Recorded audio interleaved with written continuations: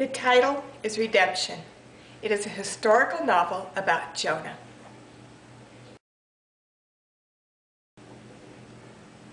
I used to think that Jonah was just another big fish story.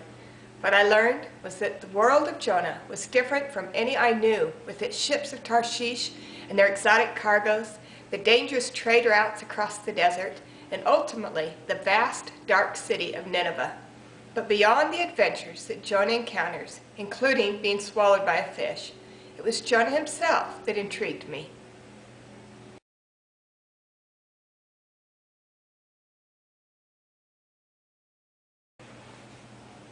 Jonah was a prophet of God, who when he is called to preach repentance to the people of Nineveh, flees in the opposite direction.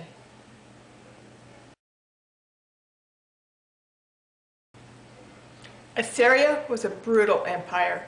Its reputation for barbarous murder, often mutilating the victims first, cast a shadow of fear over much of the world. As enemies of Assyria, it was a land that no clear-thinking Hebrew would purposely venture into.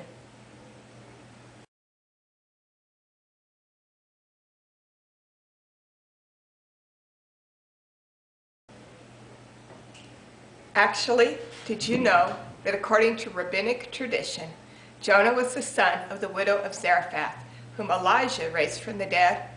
The story begins there and takes us to the time in Jonah's life when he receives the call to Nineveh.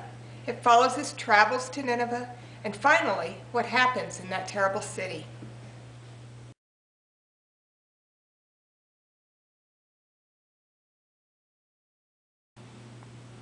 Redemption is the story of one man who came to trust God and has an amazing adventure that is endured through all time.